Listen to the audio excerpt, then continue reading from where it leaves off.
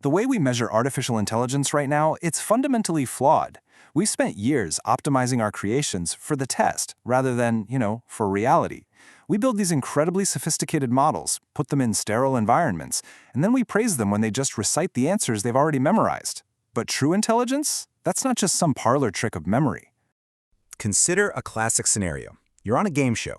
There are 3 doors. The prize is behind one door, and goats are behind the other 2. You already know the Monty Hall problem. The mathematical proof is incredibly well documented. But let's slightly alter the physics of this universe for a second. This time, you actually want the goat. So which door do you pick? Now, if you pose this exact inverted question to a standard language model, it usually just collapses. It's seen the standard Monty Hall problem a million times in its training data, so it knows the script. But because the premise is slightly altered here, that historical data literally becomes a liability. The model mistakes memory for reasoning, and it completely fails. In machine learning, we call these adversarial traps. They're scenarios meticulously engineered to exploit a model's reliance on memorized patterns. By just slightly shifting the standard conditions, those vast archives of historical training data are rendered entirely useless. The system is forced out of its comfort zone and compelled to, actually reason. And it's exactly here, in that cold gap between recitation and reasoning, that we discover the actual capabilities of the tools we're building, or the lack thereof. Section 1. The illusion of memorization. Section 2. Built for the workflow.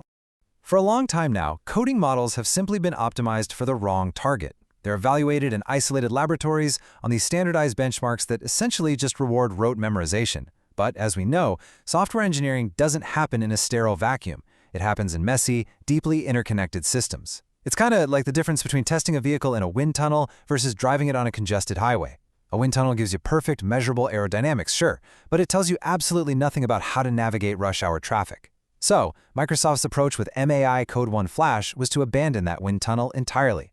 Instead of training the model on isolated benchmarks, they trained it directly within the telemetry of a GitHub Copilot production harness. It learned to interact with surrounding tools and systems exactly the way real developers do, essentially turning the highway itself into the training ground. For us, this means the AI actually learns to code in the exact same messy environment that you do. And the outcome of this workflow-centric approach reveals itself pretty clearly in the data. When they evaluated it on SWE Bench Pro, which is this grueling test built from real unresolved GitHub issues, MAI-Code-1-Flash achieved a pass rate of 51.2%. Now, to put that into perspective, Claude Haiku 4.5 lands at 35.2%. That is a massive 16-point margin.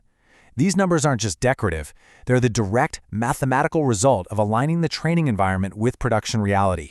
Section 3. Adaptive reasoning under load. You see, intelligence isn't just about raw capability. It's about knowing precisely how much force to apply to any given problem. Think about the mechanics of an engine gearbox. You really don't need fourth gear to back out of a driveway, and you definitely can't merge onto a freeway in first. MAI-Code-1-Flash operates on this principle of adaptive solution length control. First, it assesses the overall complexity of your request. Next, it allocates a specific reasoning budget. And finally, it decides whether to generate a concise, immediate response or to shift gears and burn more compute on a deep structural code change. It applies exactly the amount of cognitive friction necessary and really nothing more. But that kind of gearbox requires profound precision, which we can actually measure in instruction-following metrics. On the IF bench, a test that basically measures how well a model follows hyperspecific, nitpicky instructions, this model holds a 28.9-point margin over Hockey 4.5. And on rubric-based advanced instruction following, the margin is 14.5. In the context of actual software engineering, this level of precision really isn't a luxury. Following instructions down to the finest syntactic detail is exactly what allows a model to graduate from being just a simple text generator to a truly agentic tool. One that's capable of navigating multi-turn, complex coding scenarios without losing the thread. Section 4. Friction and cognitive traps. Of course, progress in artificial intelligence is rarely a clean, uninterrupted upward curve. There are honest trade-offs, persistent failure modes, and real cognitive blind spots that these systems still struggle to navigate. We always have to steelman a skeptic here. To find those exact breaking points, Microsoft constructed a pretty brutal custom gauntlet. We're talking about a 186-question, 34-category adversarial benchmark. This whole suite was filled with inverted classics, impossible tasks, and scenarios specifically designed with missing variables. The entire purpose of this test was to aggressively break pattern matching and force genuine reasoning, separating the models that actually understand the physics of a problem from the ones that are merely reciting its history. Now, against this adversarial test, MAI-Code-1-Flash maintained an adjusted accuracy of 85.8%. It demonstrated a really striking competence in recognizing impossible problems and resisting the bait of rote memorization. It essentially proved it could reason through the noise, maintaining that 85.8% accuracy, exactly where lesser models completely derail.